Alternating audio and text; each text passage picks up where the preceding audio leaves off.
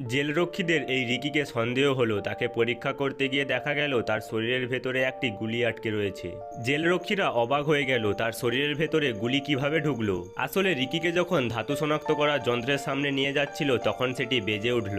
জেলরক্ষীরা মনে করেছিল রিকি হয়তো কোনো অস্ত্র নিয়ে যাচ্ছে। রিকি না করার সত্ত্বেও তারা বিশ্বাস করলো না, তাই রিকি নিজের জামা খুলে ফেললো। এরপর জেলরক্ষীরা তার পুরো শরীর ঘুরিয়ে ফিরিয়ে ভালোভাবে পরীক্ষা করলো। তখন একজন জেলরক্ষী জিজ্ঞাসা করলো, তোমার শরীরে থাকা গুলিটি বের করে ফেলোনি কেন? রিকি বলল, এই গুলিটি আমি স্মৃতি হিসেবে আমার শরীরের ভেতরে রেখেছি। এরপর তারা রিকিকে জেলের ভেতরে নিয়ে গেল।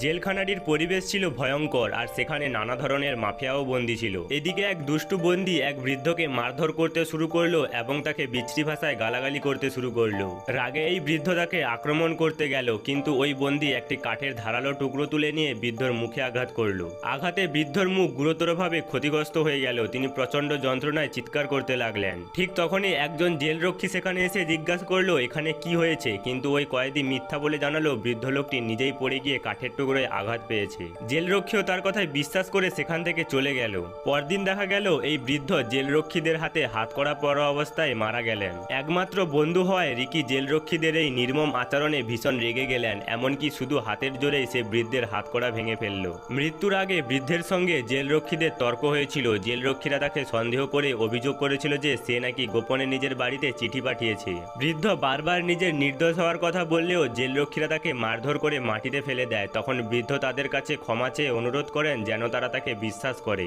কিন্তু রাতে পাহারা দেওয়ার সময় এক জেলরক্ষী হঠাৎ দেখতে পায় সেই বৃদ্ধ আত্মহত্যা করে মারা গেছেন। এরপর দুই জেলরক্ষী বৃদ্ধের মৃতদেহ দাফন করার জন্য নিয়ে যায়। সেখানে আগে থেকেই রিকি উপস্থিত ছিল। বন্ধুর মৃতদেহ দেখে রিকি ভীষণভাবে ভেঙে পড়ে। সে বৃদ্ধের বানিয়ে দেওয়া ছোট্ট খেলনা ট্রেনটি মৃতদেহের পাশে রেখে দেয়। খেলনাটি ছিল বৃদ্ধের নিজের সন্তানের জন্য বানানো। এরপর দুই জেলরক্ষী সেখান থেকে চলে যায়, কিন্তু বৃদ্ধের মৃত্যুর ঘটনা রিকির মনে প্রচন্ড ক্ষোভ আর সন্দেহ তৈরি করে। তার মনে হতে থাকে এই মৃত্যু স্বাভাবিক নয়। সে সিদ্ধান্ত নেয় বন্ধুর মৃত্যুর রহস্য সে বের করে প্রতিশোধ নেবে। এরপর বন্দীরা যখন গোসল করছিল তখন এক জেলরক্ষী এসে চিৎকার করে বলল, তোমাদের গোসলের সময় শেষ। কিন্তু আসলে বৃদ্ধকে কে হত্যা করেছিল জানতে হলে দেখুন পার্ট 2।